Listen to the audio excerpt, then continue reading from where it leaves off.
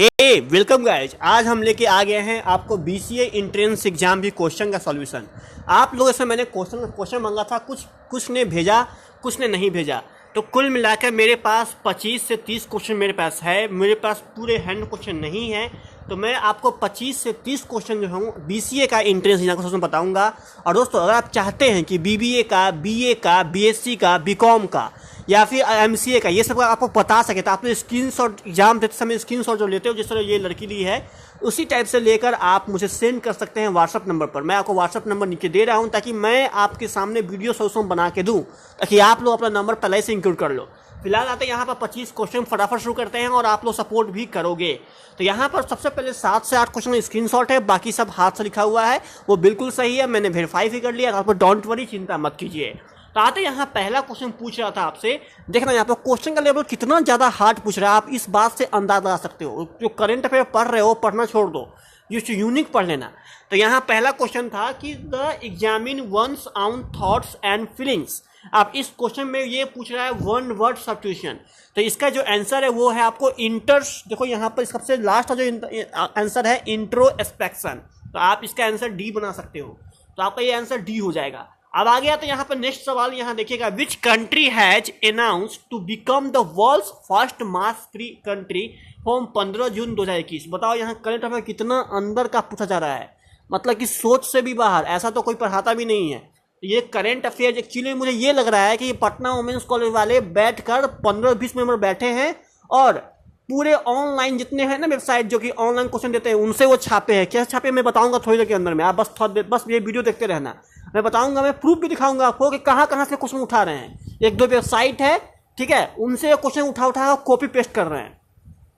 अब देखो इसका जो आंसर है वो आपको इजराइल है। तो इजराइल जो है अभी हाल ही में यहाँ पर जो है, so which country has announce become world's first mask free country from 15 June 2021। इसका आंसर इजराइल आ जाएगा। तो इजराइल ने अभी हाल ही में मास फ्री कर दिया है 15 जून 2021 को। अब आते इस क्वेश्चन को देखना काफी आसान है। पूछ रहा है कि यहाँ पर 2 बाईसाइकिल है, 2 bicycle were sold for Rs 3,990 each, gaining 5% on one and losing 5% on other.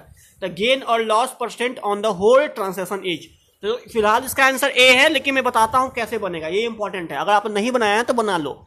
देखो करना क्या है कि अगर 2 बाईसाइकिल का कीमत कितना है 3,990 रुपया, तो अगर मैं 1 बाईसाइकिल का कीमत निकालू उसको 2 से डिवाइड करके, तो एक का दाम हो जाएगा 1995, ठीक है, और दूसरा का भी वही सेम होगा 1995। अब देखो इसमें 5% प्रॉफिट होता है, तो इसको आप इंटू 105/100 कर दोगे, और इसमें 5% लॉस होता है तो बटा में 95% बाई 100 कर दोगे, दोनों का आंसर निकालोगे तो इसका जो डाटा आएगा वो आएगा आपको 2094.75, और इसका जो डाटा आएगा वो आपका आएगा 33990 आएगा। आप इस दोनों को यहाँ पर मतलब कि 2075 आएगा, इस दोनों को आप ऐड करोगे तो आपका 3990 ही चला आएगा। तो इस तरह से हम ये कह सकते हैं कि इसका आंसर नाइदर गेन और नॉट लॉस है। इसका आंसर अगर आपने ए बना दिया सही आंसर है। आगे आते हैं यहाँ पर the father of IT, LOT. तो एलओटी का अर्थ होता है इंटरनेट ऑफ थिंग्स। इसका कौन फादर है? तो फ्रेंड्स इसके आंसर है, इसका सी आंसर है, केविन एस्टन। तो इसका आंसर जो है ये कंप्यूटर से रिलेटेड क्वेश्चन है, इसमें केविन एस्टन है। देखो जो बीए वाले हैं, बीकॉम वाले हैं, बीएससी या फिर बीबीए वाले हैं, वो अभी से ये दिख रहा है लेवल क्या होने वाला है। आप देखो इस एक क्वेश्चन है, which is not an operating system. बताइए इनमें से कौन सा ऑपरेटिंग सिस्टम नहीं है? Windows, Macintosh, Linux, open office. देखो ये सब है, ये सब है, मैकेंटॉश, विंडोज, लिनक्स, ये सब ऑपरेटिंग सिस्टम है, लेकिन ओपन जो ऑफिस है वो नहीं है। वो एमएस वर्ड के अंदर में जो होता है, माइक्रोसॉफ्ट ऑफिस के अंदर में ये सब आता है। तो open office, this is wrong answer, बाकी सब राइट आंसर। तो इसका आंसर डी बना है, तो सही है आपका। आगे आते हैं यहाँ पर एक्चुअली ये पूछ रहा है कि एक यहाँ पर ऑर्गेनाइजेशन है जिसका नाम है एमनेस्टी इंटरनेशनल, एनजीओ चलाती है, ठीक है, एनजीओ। तो वो किससे संबंधित है? तो वो संबंधित है प्रोटेक्शन ऑफ ह्यूमन राइट्स। जो भी एनजीओ होती है वो प्रोटेक्शन ऑफ ह्यूमन राइट्स से संबंधित। इसका आंसर सी बनाया है, तो बिल्कुल सही आंसर आपका। अब आ गया तो इस क्वेश्चन में देखिएगा, which is the name of medical device which constructs oxygen from ambient air. अब इस क्वेश्चन को पूछने का उनका मकसद क्या था, क्योंकि एक्चुअली में ये क्वेश्चन आता है बायोलॉजी के अंदर में। अब ये क्वेश्चन इन्होंने इसमें क्यों पूछ दिया था, तो कुछ ऐसा कुछ तुक ही नहीं बनता है। फिलहाल इसका जो आंसर है वो आंसर बी है। अगर आपने बी बनाया है ऑक्सीजन करके, ठीक है ना, ऑक्सीजन यहाँ पर कंसीट्रेटर करके, तो आपका आंसर सही है। तो ये मैंने स्क्रीनशॉट आपको दिखा दिया। अब दोस्तों मेरे पास हाथ से लिखा हुआ कुछ क्वेश्चन है, तो मैं आपको दिखाता हूँ हाथ से लिखा क्वेश्चन। तो आइए हम आते हैं यहाँ पर हाथ से लिखा हुआ कुछ क्वेश्चन ऊपर में। तो यहाँ पहला क्वेश्चन था जिन्होंने मुझे दिया, उनको थैंक यू सो मच देने के लिए। उनका पहला क्वेश्चन यहाँ पर ये था कि what does EPROM stand for. तो ई प्रोम क्या करता है स्टैंड। तो अगर आपके इसका आंसर देखो, ई से होता है इरेजेबल, और जो आपका पी होता है ना, पी से होता है प्रोग्रामेबल, आर से होता है रीड, ओ से ओनली, एम से मेमोरी। मतलब इसका तरह हो गया कि erasable, programmable, read only, memory. तो अगर आपने ई प्रोम का आंसर दिया है तो बिल्कुल सही आंसर है, अगर आपने ऑप्शन में टिक किया होगा। आप इस क्वेश्चन काफी आसान था। इसमें क्या है कि आपको ऑड नंबर बढ़ा रहा है, 4 के बाद 7, मतलब यहाँ पर 3 बढ़ा, यहाँ देखो 5 बढ़ा, तो अगला पर कितना बढ़ेगा, तो आपका यहाँ पर 7 बढ़ेगा, तो 7 यहाँ पर 19 आ जाता है। अगर आपने 19 आंसर दिया बिल्कुल सही है।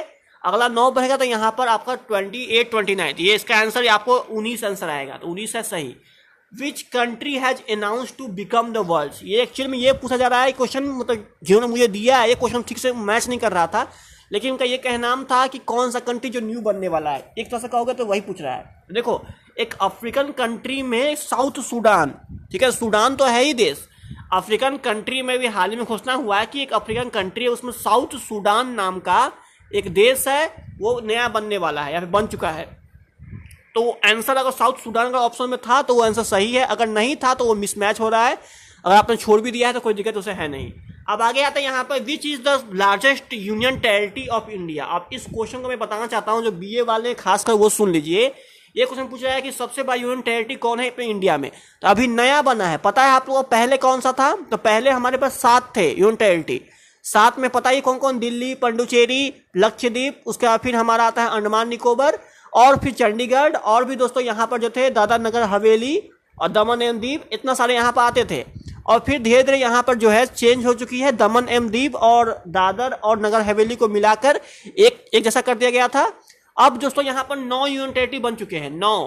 तो 9 में 2 और बने हैं, जम्मू कश्मीर और लद्दाख। तो जो लद्दाख है वो आपका आंसर सही है।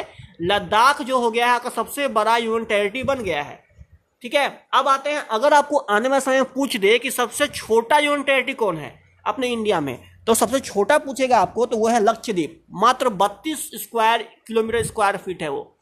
तो लक्षद्वीप सबसे छोटा यूनियन टेरिटरी है, सबसे बड़ा में लद्दाख बन चुका है। अब आते हैं, ये क्या करता है ना कि आपको अगर पूछे यहाँ पर एरिया के मामले में तो ये आंसर देना, अगर पूछ दे पॉपुलेशन तो फिर आप गलती कर जाओगे। पॉपुलेशन के मुकाबले सबसे बड़ा एरिया है दिल्ली। दिल्ली जो है सबसे बड़ा यूनियन टेरिटरी है पॉपुलेशन के अंदर में, अगर पूछेगा तो। अब दोस्तों आते हैं यहाँ पे, कुछ और जान लो आप लोग, बहुत 2-3 पॉइंट और जान लो। सबसे बड़ा डिस्ट्रिक्ट अपने अंदर कौन सा है अपने इंडिया में, तो वो है गुजरात का कच्छ जिला, ठीक है। गुजरात का आपका कच्छ जिला सबसे बड़ा डिस्ट्रिक्ट है। सबसे बड़ा स्टेट कौन सा है, तो हमारा देश राजस्थान। और सबसे स्टेट अपने इंडिया में, और सबसे छोटा स्टेट कौन सा है, तो वो है गोवा। तो ये कुछ फैक्ट आपको जान लो कि एग्जाम में आ सकता है। आगे आते हैं, यहाँ पूछ रहा है कि डॉक्टर वी कुरियन, एक्चुअली में वी कुरियन नहीं है, इसका नाम है वर्गीज कुरियन। आप जानते होंगे वर्गीज कुरियन कौन थे, क्यों फेमस है। तो वो दोस्तों फेमस है व्हाइट रिवॉल्यूशन के लिए, मतलब कि दूध की क्रांति बोलते हैं। व्हाइट मतलब हुआ श्वेत क्रांति। श्वेत क्रांति किसके लिए है, तो वो दूध के लिए है। तो दूध को काफी ज्यादा लेवल पहुंचा दिए थे, और घर घर पर सुधा दूध, ये मिल्क व्हाइट, ये सब पहुंचाने का काम किया था। इसलिए तो वर्गीज कुरियन को हम लोग श्वेत क्रांति के नाम से ही फेमस है ये। आगे आते हैं, यहाँ पर ये पूछ रहा है कि एक्सपोर्ट्स का मतलब क्या होता है। एक्चुअली मुझे ये लग रहा है कि ये स्पेलिंग एरर है। एक्सपोर्ट्स का स्पेलिंग ये होता है एक्सपोर्ट्स होता है, ठीक है। तो EXD, ठीक है, EXDUS होता है, EXODUS। इसका पूछ रहा है अपोजिट कौन सा, तो इसका अपोजिट दोस्तों होता है, अगर आपको एग्जाम में होगा अराइवल, तो अराइवल सही आंसर आपका होगा ARRIVAL होगा, ठीक है। तो एग्जॉट्स का जो होता है वो इसका मतलब होता है सामूहिक प्रस्थान, सामूहिक प्रस्थान, तो आप कह सकते हो। आगे आते हैं, यहाँ पर एक्रीड का पूछा जा रहा था। देखो एक्रीड मतलब क्या होता है, तो एक्रीड मतलब दोस्तों होता है तीखा। अपोजिट पूछे तो स्वीट, स्वीट मतलब क्या होता है, मीठा, तो आप ऐसे कर सकते हो।